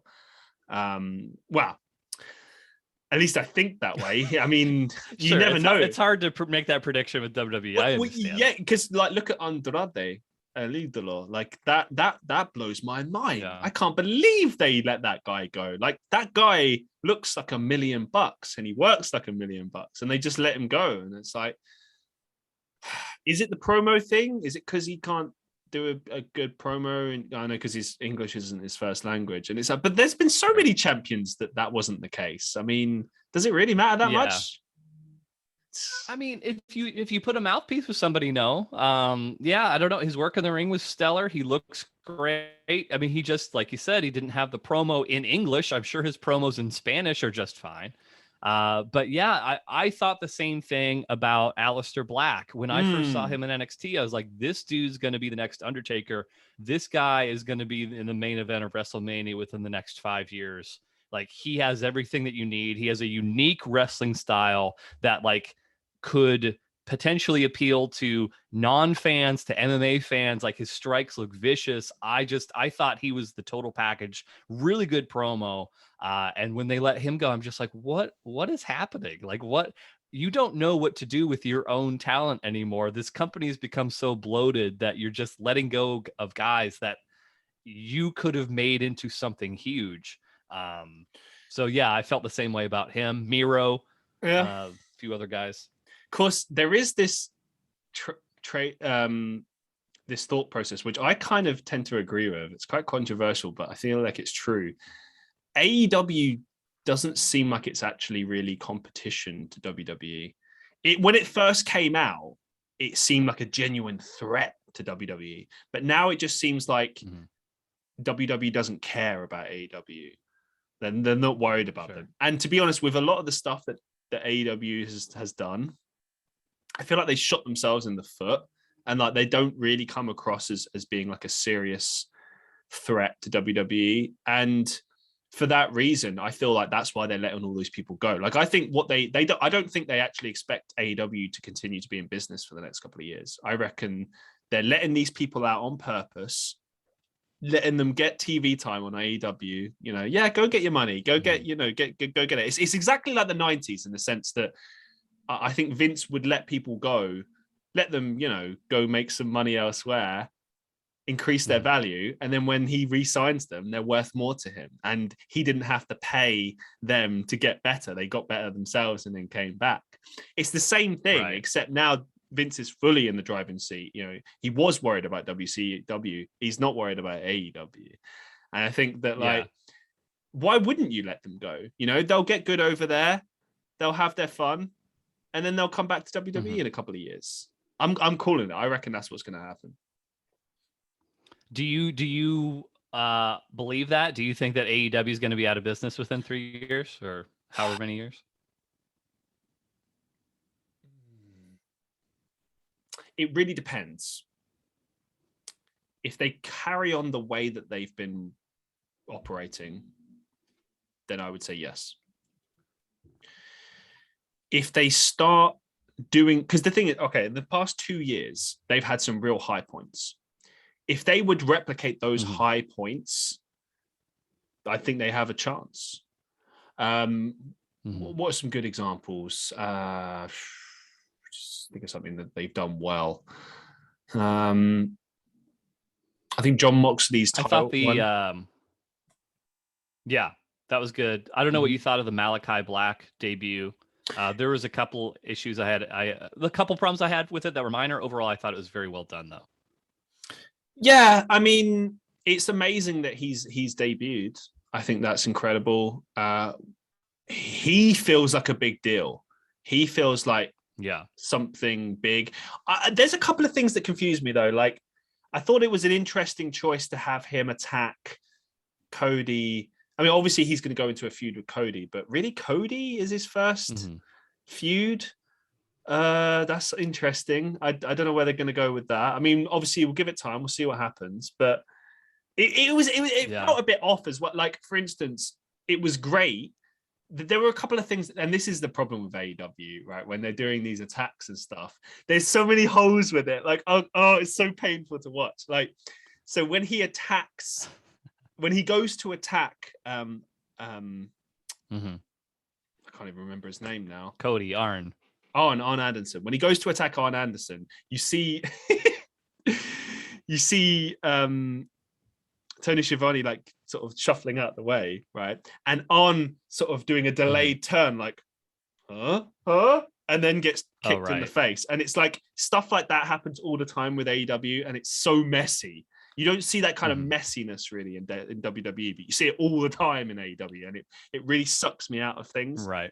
And then obviously same thing happened with Cody.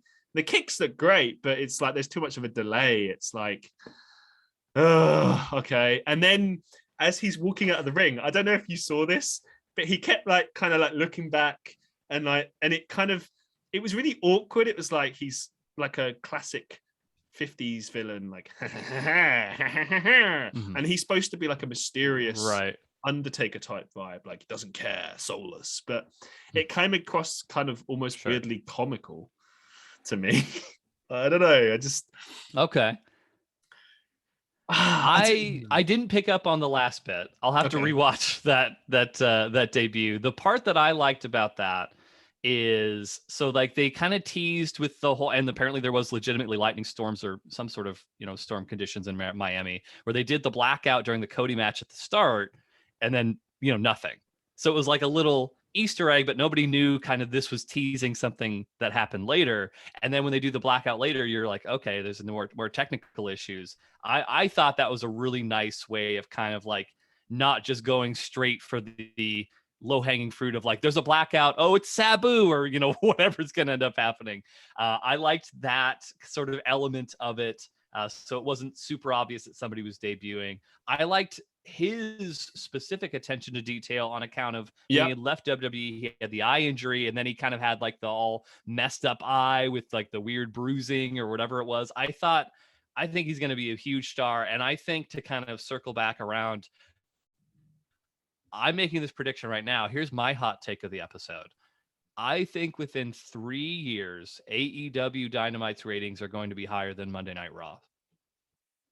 Oh, yeah. If Raw continues the way it has been, that's easy. But what you're forgetting is we have live fans back. Now there's no excuse. WWE that's the reason. Go on. Go ahead. No, you go first. Well, I think that the reason that AEW Dynamite's ratings are going to be bigger than Raw's is because of the live fans. Because if you compare those shows in front of live audiences, like you mentioned before, WWE fans are not unwilling to boo stuff that is stupid or corny or bad. And like the WWE has been fighting with their audience for the better part of, over 10 years now, probably. I mean, for sure the Daniel Bryan thing at WrestleMania 30, but, probably before that.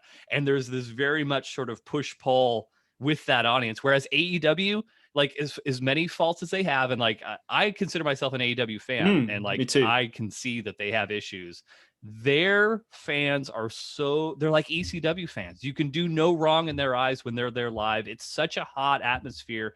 You could say to one of your friends, like, let's go to this wrestling show, and they would come out of that AEW experience like that was incredible. Even if the show wasn't great, that live experience would make somebody into a fan. I don't know that you could say the same thing about WWE. I agree with that. Yeah, I agree with you. And this is why I'm very critical of wrestling in general, because I love it so much. I want it to be better. That's why I'm so critical. And I want AEW to do well. I don't want it to go out of business. I want it to continue because it's good. It's good for wrestling. It's good for business. There's that saying. But at the same time, it's too sloppy with what they're doing. Yeah.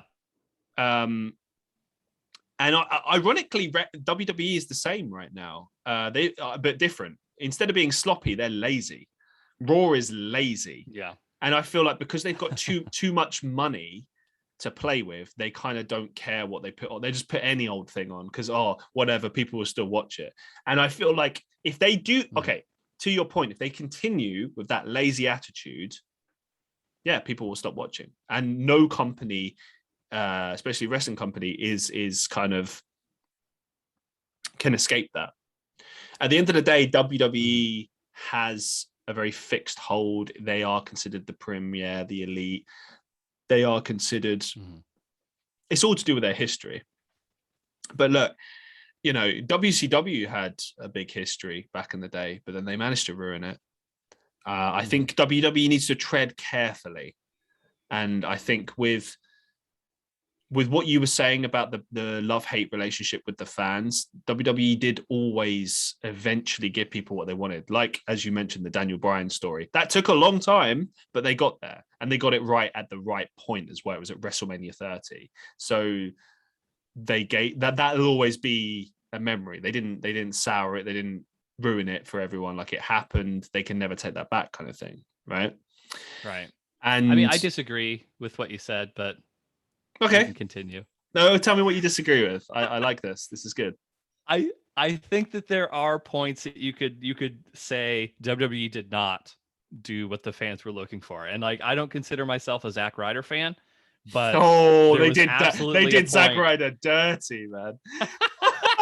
I'm very Zack Ryder neutral, but even as an objective sort of outside perspective, you can point to Zack Ryder and be like, oh wow, yeah, they really messed him up pretty bad. To a lesser extent, Rusev was getting the biggest reaction, and like there's probably a lot more examples of that I'm thinking of where guys got over not because the machine wanted them to, but just because that's what organically happened. And as much as your Bruce Pritchards and whoever else wants to say like, well, why would we, not want to make money off of these people? Like, there's people that they would rather make no money off of than push and do something with. Like, there's been plenty of examples of that. I completely agree with you on that. Yeah. I'm not discounting those at all. That they main reasons that I get pissed off and stop watching WWE, because it's like, why won't they push this guy, for fuck's sake? Like, Rusev Day was huge. That was huge. They had something with that, and they just decided to squash it. And I will never understand why. Zack Ryder, I mean, I think they killed his career with that, to be honest. Not just his momentum, but has he ever really been able to recover from that? You know what I mean? Even to this day, I mean, he's in Impact Wrestling, he's doing his thing, but I mean, they literally had, who was it? Was it Kane or John Cena that just threw him off a ramp when he was on a wheelchair? Kane threw him off the ramp, and then John Cena like took his girlfriend at the time or Yeah, whatever. And he yeah. was like in a wheelchair or something. It was, yeah, the most egregious burial of any one talent I can ever remember seeing. So bad. And it's like when you look back at CM Punk as well, he's probably the biggest example. Yeah. Like I'll never understand what the plan was, that why they were doing that. Like they did have a massive hand in him becoming the phenomenon that he did. You know, it's not like, because to your point about them being annoyed about things that happen organically, they very much did help to manufacture the CM Punk thing. He did it himself too, like, don't get me wrong, but sure, they were heavily involved with that. And then they just decided to just destroy the momentum. You know, he was on a massive high, and then they just had Triple H come out of retirement and just squash him and then go back into retirement. And then what? Yeah, like, imagine it's Kevin Nash, which like, oh, let's put our big baby face, or maybe he's a baby face, maybe he's not, against Kevin Nash. Yeah, there's just a lot of decisions that are questionable. And the thing that confuses me the most about it is that Vince McMahon has always been purported to be like a businessman, right? So he's always about, what I don't care, I'll work with anyone, even people that hate me. It's about making money. And it's like, okay, if that's true, then why are there so many of these like illogical business decisions? Like, why do you decide to do things in this particular way? Like, for me, it kind of comes across as like almost like stubbornness. It's like, no, we're going to see this through. We're going to go with this thing. And it's like, yeah, but it's not working. And then I don't know, on the flip side, you could argue that maybe they are being reactive towards it now, but in too much of the wrong way. Like, for instance, you see Ricochet or Cedric Alexander gets pushed for like 2 weeks, and then suddenly you just don't see them on TV anymore. And it's like, it's almost like they start with one guy, they get excited with this person, and then they just stop bothering with them. And it's like, you need longer than that to really figure out if someone's got it or got something. You know what I mean? You need probably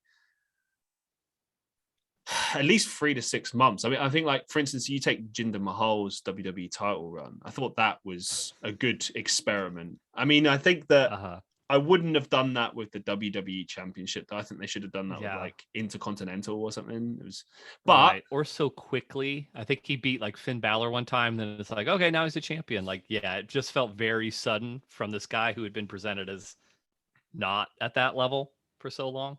Yeah, well, because the problem with that was that he was a jobber 4 months prior to becoming WWE champion. Right. But in fairness, I think he won a tournament, didn't he? He came back from injury or something. No, I think he left the company. That was it. No, I'm telling you. Oh, yeah, I think so. No. Okay, I don't remember. He did leave at one point. He did leave. At one point. I think he left in 2012, 2013, came back in 2014, 2015, left for a while to work on himself, came back ripped, probably on steroids. Right. But yeah, ripped and looking the part. And it was like, okay, let's see where this goes. And then they did the push. And I get that they did it because of the business in India, but it's like, okay. Sure. Yeah. Yeah, I get it. I think that so many, and not to make this into like AEW versus WWE, because there's so much of that online these days. So stupid. It is stupid. And I can enjoy both shows without necessarily comparing one to the other. But I think you're right that the AEW problems are, there's a lot of sloppiness. There's things that like, but I think at the same time that their main issues are things that with experience they can improve at. They can like identify these things, like, okay, let's get better at those things, assuming that they're willing to sort of identify those as issues. WWE, their main problems are just so strange and are so emblematic of this big lumbering company. Like, one of my biggest pet peeves with WWE is like when you have somebody in like a mount position that's like raining down punches and they do like the shaky cam and like, like, why are you inventing your own problems for your program? Like, that doesn't need to happen. And it's so horrible as a viewer to watch that. Like, and it'd be easy to fix, but it's like, you're doing that to yourselves. There's no one telling you to do that. That's just inventing your own problems at this point. So I don't know, but those are some of the reasons why I think with AEW problems, those are fixable. WWE problems, it's like you have so many people that are in positions of power and have been for so long. It's just ingrained into the philosophy, and they would have to do some significant house cleaning to improve their creative decisions, how they're treating talent, that sort of thing, where I see AEW's trajectory now. I don't think there's a chance of them becoming more profitable than WWE within 3 years, but I do think that their ratings, if not exceeding Raw, it's gonna be like neck and neck every week. I do think it's very possible. Yeah. I mean, I think the fact that they've gotten a second show is huge. Oh yeah. I probably won't watch it, but I'm glad that they are getting money for it. But yeah, Friday night show. I mean, I don't watch SmackDown for much of that same reason. But yeah, I mean, I'll probably check it out once or twice, maybe catch a review of it. But yeah, Rampage on a Friday night just seems like a show that I will probably not end up watching very often. I think what will happen is there'll be a significant kind of shift towards certain shows that kind of announce themselves to be more worth watching than others. Like it shifts all the time. Like it's weird because obviously Raw was the A show for so long, and now it's like this crappy little B show. Which is weird. It's got the history. It still should be a marquee show, but it's like SmackDown is just presented as the show now, as far as WWE is concerned. And yeah, with AEW, I kind of feel like it might be the same. Like Dynamite will be the show and Rampage will be like probably like how WCW Thunder was, like just kind of like extras. I mean, yeah, I hope. I mean, I don't know what I hope for because I'm probably not going to end up watching it. So like part of me is like, oh, I hope it is like Thunder, so then I don't have to bother keeping up with it. But I do want them to be successful, and I do hope that Rampage is a success for whatever that actually means in current day, TV broadcasting. So I'm going to talk about some other companies. What do you think about Impact Wrestling? I mean, I don't follow that. I used to follow them back in like the AJ Styles, Samoa Joe days, that sort of thing. But yeah, I mean, I'll catch clips here and there. I'm shocked that they're still around. I guess that would be my summary statement about Impact Wrestling. But I've seen them live. They've come up to Seattle region, I don't know, a decade ago, back in the AJ Styles days. But yeah, good for them, I guess. I'm shocked that they still exist in some form or fashion. I do think that them co-promoting to a certain degree with like New Japan and AEW, I think that's really good for pro wrestling. I'll say that.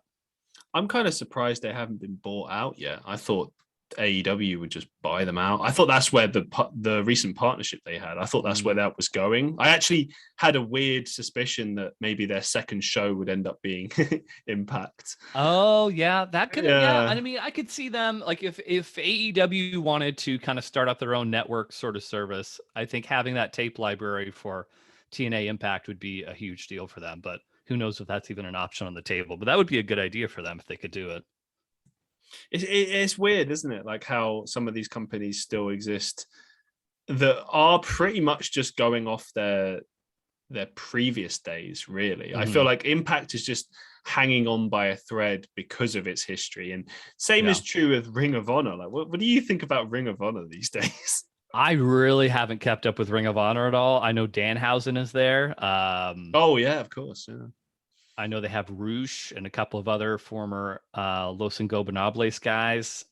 I haven't watched. I know there was a fair amount of buzz back when the Marty Scurll thing, that contract signing happened. Obviously, that was like immediately before the pandemic, and then the whole wrestling Me Too or whatever, that's dubbed, that happened, and he kind of made a quick exit after that. But yeah, I haven't followed Ring of Honor since like the early 2000s, like the CM Punk, Samoa Joe, Bryan Danielson. Like I remember getting a couple of their early pay-per-views. Again, I'm glad that they're around. I'm glad that they have. Selfishly, I will say, I hope that New Japan partnership has ended, because I would love to be able to see New Japan guys on AEW Dynamite. Like the idea of, Suzuki or Okada or one of those guys, being able to work matches with AEW or an AEW pay-per-view, which is a promotion that I follow a lot more closely, that is very appealing to me. So I wish them nothing but the best, but I'm glad that their New Japan partnership seems to be dissolving. I gotta say on Ring of Honor, and I hate to say it, but it's just true. Like you said, with the history, so many wrestlers that were in Ring of Honor went to WWE eventually. So they did put on good shows. They have put on good shows. But when I dropped in about 2 years ago or a year ago, whenever it was, just to watch a couple of matches, I was stunned at how sloppy it was. Like I've never been that stunned before, because with AEW, when it's sloppy, it's like, oh, this is forgivable. It's a bit silly, but this is forgivable, right? But Ring of Honor, it was like watching a terrible indie show where the guys of like, I don't know, just recently finished wrestling school and it's like their second match in or something. Like it was embarrassing. I was like, wow, like how are they putting this on TV? Like, this is shameful. And I hate to be so critical, but it's like when you've got products like WWE, AEW, Impact, New Japan, who have regular TV contracts, and this is the TV that you're putting out, it's like, do better. You got to do better. Like, I don't know. I haven't checked them out in a while. I heard the good things about their Pure title tournament that they ran. I think it was like sometime last year, I want to say. But I haven't really checked them out. I don't even know where to find them, honestly. But for me, like, Ring of Honor and MLW are kind of at that tier of wrestling that I don't have time to seek that out. Like, my wrestling palette right now is more or less maxed out. Have you ever seen MLW? Have you ever checked it out? It's been a while, but yes, I remember watching a few episodes. I've heard about the whole like Lucha Underground sort of connection that they've had recently. But yeah, I remember seeing some Brian Pillman matches. Here's a call out of a guy that I think is great, and I hope he gets a bigger platform in the near future. Hammerstone. Hammerstone is a dude who gets it. I love watching him work. He's a guy who is super, like, takes it seriously. Like, he totally believable in the ring. Has enough charisma and personality to kind of bring you into his matches. I think he's going to be a big star. Yeah, and this is one of the reasons why I would say it sometimes is worth dropping into some of these promotions like Ring of Honor, MLW, Impact, and so on. Because every now and again, you do find one of these wrestlers that's, they're big. Like, when I look at Hammerstone, I'm like, that guy could be world champion in a company. He's got something. I think he already has been in MLW, actually, but in another company, you give him a big enough stage. I mean, I think MJF for a long time was wrestling in MLW. So was Brian Pillman Jr. I think Harry Smith Jr. David. What's his name? David Smith. He's British Bulldog's son. Right, sure. Yeah, Davey Boy Smith Jr. Davey Boy Smith, something Jr. along those lines. Yeah, Little Bulldog, we'll call him. Little Bulldog. The littlest Bulldog. I mean, he's taller than his dad was, but I think Harry Smith is his name. Yeah, Harry Smith. So I think you're right. He was really visually impressive. He'd obviously been in WWE before as well, and I'm happy to see that he's doing work in New Japan now as well, and he had previously. And I feel like with certain promotions, it's like, if you're in them, or as long as you're getting TV time as a professional wrestler, that's always something really positive from what I've noticed. If you're on the indies are way better than they were 10 years ago, 20 years ago, 30 years ago. Well, they go in cycles, but it's these days it's like you can have a career on the indies. Absolutely. But if you do have TV time, you're just that level above. I mean, you're being seen, aren't you? So if you're being seen, you're going to get more bookings. It's going to be better for your career. And obviously, if you get pay-per-view matches and stuff, then hey, you're making money. So yeah, absolutely. But some exciting talents in those companies. Thoughts on NWA? Have you ever checked out NWA? I remember watching Power when it first came out. Like, that for me, when I was commuting into and away from the office, that was like a really nice show that I could kind of watch on the bus on the way in, that sort of thing. I really loved it. I really enjoyed it. I thought it was different enough, because so many of these shows, like you mentioned, like Ring of Honor in many cases kind of seems like a lesser than version of some of the other companies that exist out there. Like, because they're not putting in them, like, the wrestling style similar, but they just don't have the budget or not allocating the budget for some of those other things. The NWA was so unique. It gave it its own personality. So like, I really enjoyed watching it. It just, kind of fell off the face of the earth for a little while, and I haven't brought myself to get back into it since then. You made a really good point there, which I think I totally agree with. the issue of presentation. It's one of the main reasons I can't bring myself to watch Impact Wrestling, because and other shows like Ring of Honor, because the way they present it is literally just basically an indie show but televised. And I feel like one of the biggest reasons to watch AEW and WWE is just the way it's presented. It's presented as a big deal. You come out, you have a big grand entrance, you got fans screaming, like it's a good visual perspective, and that's why we've missed fans so much as well. As obviously having them there makes it that much more appealing. But when you've got these shows like Ring of Honor with or without fans, like 1,000 people cheering, it just doesn't sound very impressive. And then the stage they come through is like a tiny little archway or whatever, and it's right. And obviously, look, I'm not trying to be hard on them, as far as, you know, you work with what you have, you know, and what matters most is what's in the ring and the storylines. That will always be the most important thing. But the way you present it, like, I got to say, I think AEW, one of the biggest reasons they're doing so well is because it looks legit. It looks kind of like how WWE looks sometimes, you know, not to the full extent, but I'll be honest, AEW, the way it's presented reminds it, to me, it looks like 2000s WWE. Like, I could see that. You know what I mean? Like when they were doing all like in impressive kind of, you know, Backlash, Vengeance, you know, all those pay-per-views. It kind of has the same vibe. And I feel like the wrestling is kind of the same. Like when I see a good AEW pay-per-view, it just makes me think of those really sort of tight pay-per-views in the 2000s of WWE. Because WWE in the 2000s, it wasn't Attitude Era, it wasn't, you know, early 2000s stuff, but it was still good. There was still some good stuff there and solid shows. Oh, absolutely. Yeah, that was for me like a second renaissance of pro wrestling, you know. Just, you know, I love I can always go back to like the early 90s stuff that I grew up on, but you know, the Attitude Era, and I think in ring, honestly, that later portion of like, you know, 2000, 2001, 2002, I think the in ring was probably a little bit better than it had been previously. I don't know if it probably wasn't because of the dimmering of the fan interest or anything like that, but you know, they definitely started focusing more on the in-ring component around that time. One question I wanted to ask you, which I didn't ask earlier, but we've touched on a little bit here and there. Let's say that you have to sell wrestling to someone who's never watched wrestling before. Okay. Why should people watch wrestling, in your opinion?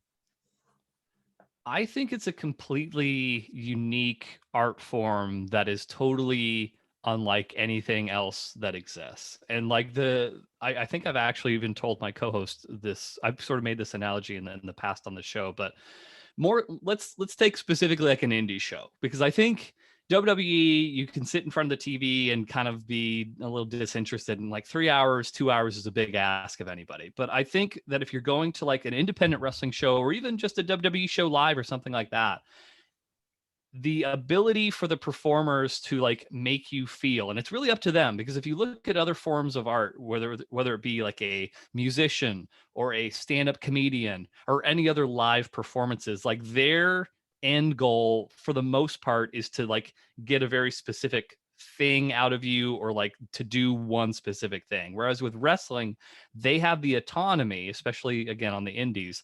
Like if I want to make you mad, I can wrestle a match that will make you mad. And then the only limitation is my own skill set. If I want to make you laugh, I can make you laugh. Or like I can elicit any emotion from you that I want in the context of like simulated combat. And that in and of itself, I think, is so unique compared to anything else that exists. And like, that's for me, as someone who like enjoys the performance element of certain things, like I can see that and just be inspired by the amount of creativity that they can have in the ring, and how much it's like up to the performers to do whatever makes the most sense, you know, for what they're trying to get at. Couldn't agree more. I'm going to fire some like random questions at you, just like general wrestling questions. So, sure. And I think I can hear the natives getting restless upstairs. So I'll make it quick. I'll do a rapid fire. Rapid fire. Okay. Greatest wrestler of all time. because I've always said Shawn Michaels, I'm going to go with Bret Hart, but not from like total body of work wise. I'm going for like the absolute best at their peak. I'm going to say Bret Hart, but I think total body of work wise, it's Shawn, just because his career lasted forever, and you can count to like an innumerable number of matches that are just classic matches that hold up.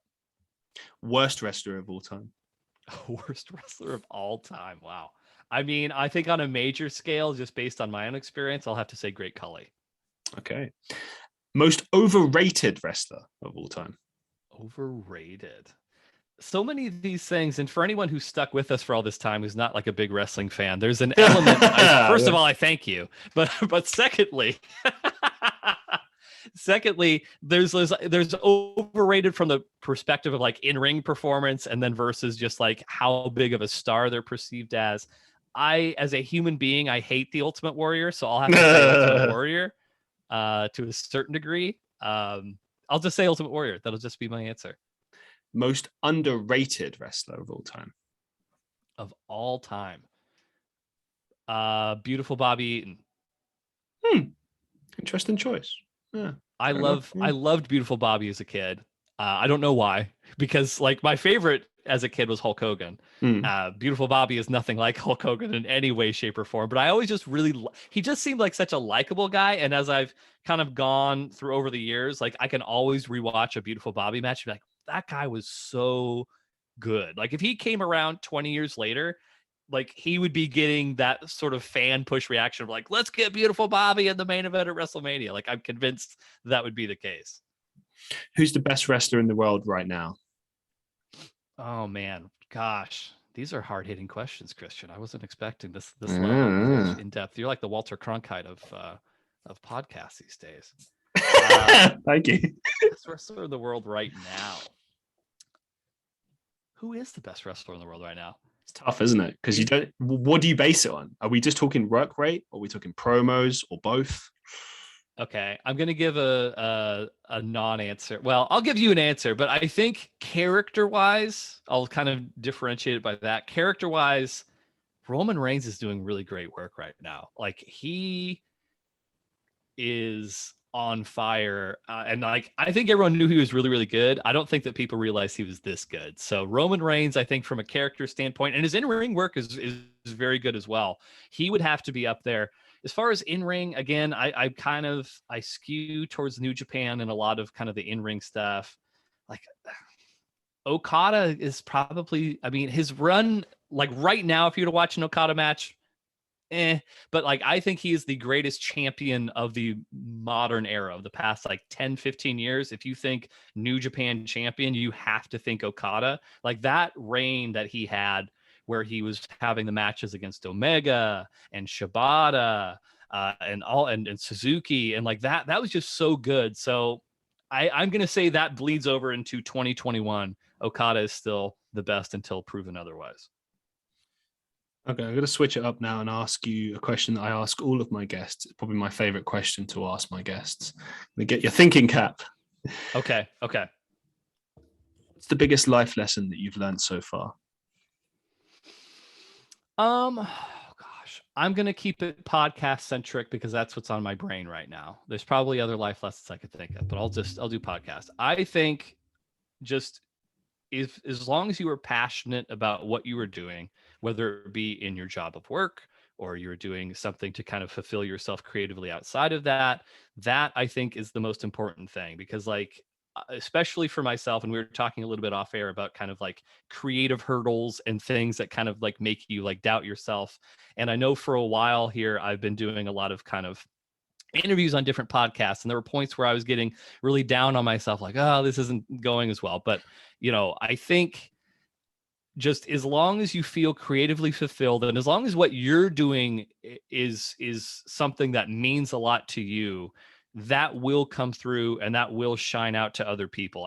I am a true believer that if you do something long enough and it's good enough, eventually like people will begin to notice that. It's just a matter of not quitting on it so early where you've, you know, shot yourself in the foot about getting noticed. So that was kind of a weird amalgam of different things, but I think do things that you're passionate about. And as long as you have a belief in that thing, that people will notice, you just have to stick with it. Thank you. Yeah, I needed to hear that as well. Actually, that's a good one. Thank you. Yeah. Now, I could talk to you all day about wrestling, but I've already taken 2 hours of your life. So thank you It's so very much. ominous when you say it that way, Christian. 2 hours.